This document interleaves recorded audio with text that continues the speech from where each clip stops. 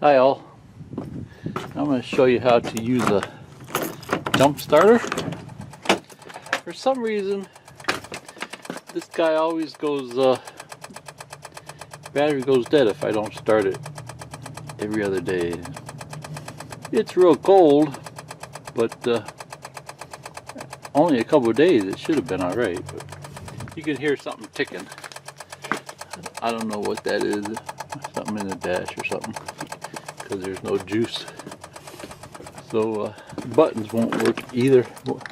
Buttons won't work, the locks, you know. So here's my jump starter. These are really nice to have. You know, if you have a Kmart in your area that's going to close, go buy them. They go really cheap.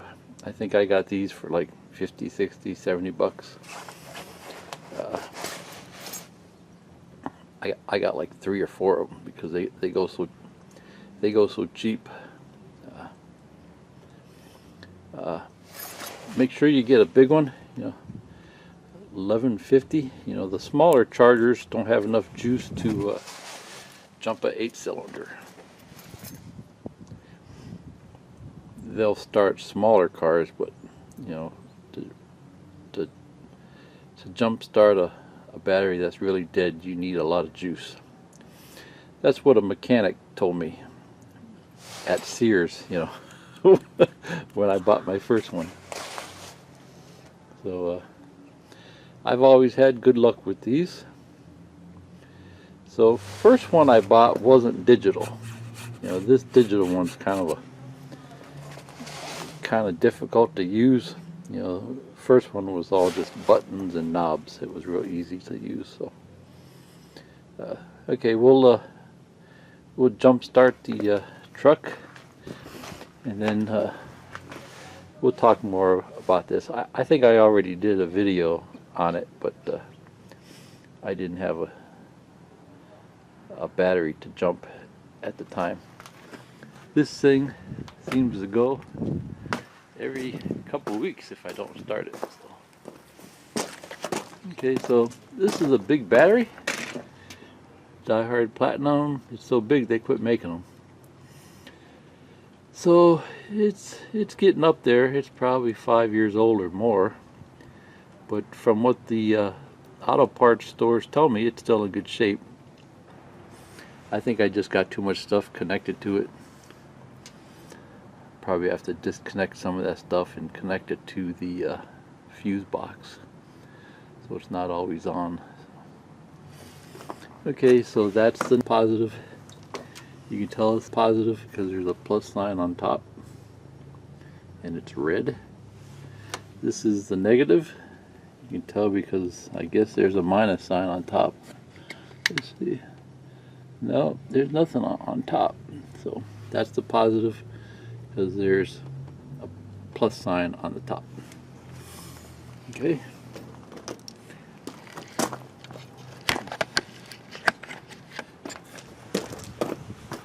I read in the manual a couple of days ago, I happened to bump into it. Don't put it on top of the battery and keep it as far away as possible, but kind of hard to do. You know, you need a separate stand to keep it far away. I don't know where else you could put it. So someplace where it's not going to fall off, you know. Okay, so the order that you connect these, it doesn't matter for a jumper because the jumper is off. The jumper's off because I haven't turned the button on yet. Okay, so I'll take the positive, put it on the positive here, and then I'll take the negative, put it on the negative here. Okay, and that's all there is to it. Make sure they're connected. Sometimes these things clip off, you know, they aren't quite big enough.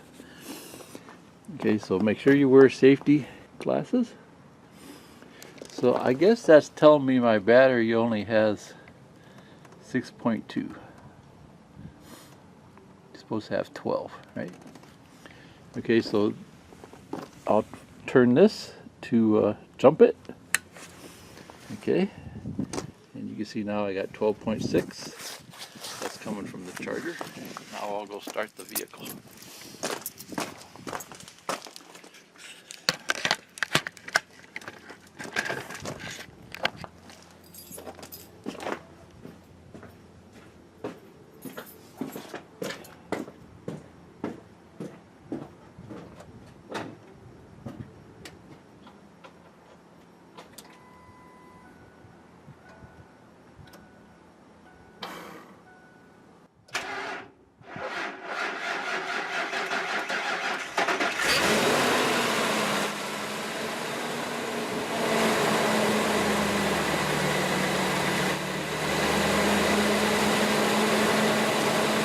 So first thing to do is turn it off. Okay. And then the order that you disconnect doesn't matter because it's off.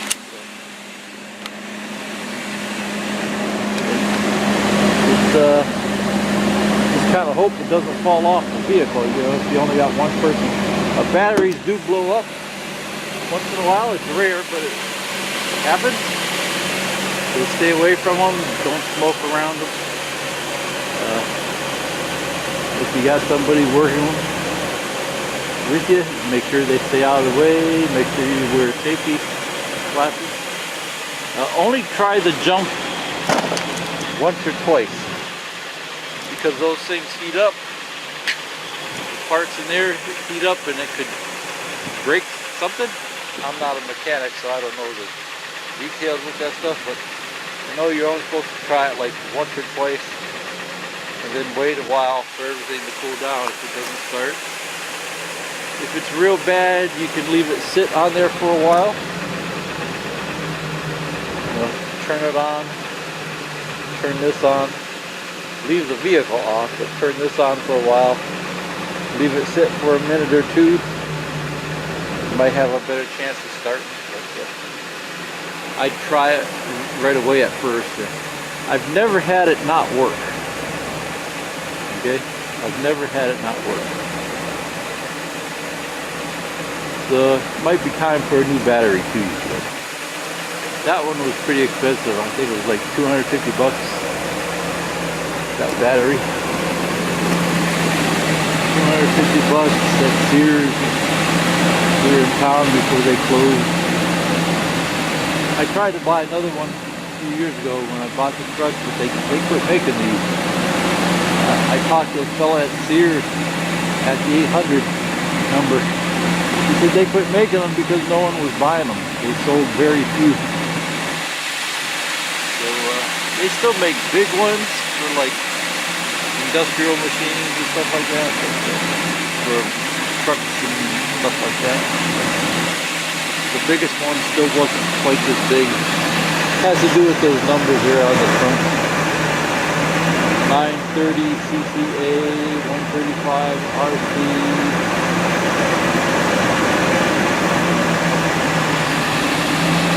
Okay, so it's working.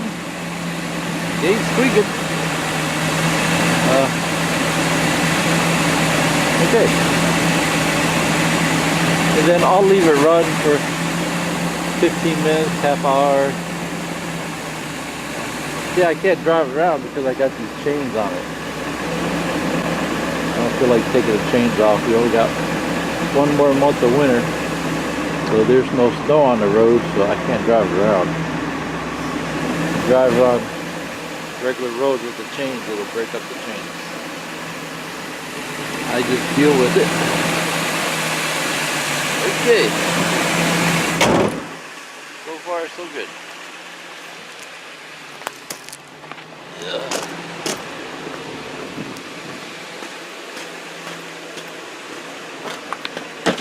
This thing here, you just clamp these on here. These are these little plastic notches. That's where you charge it.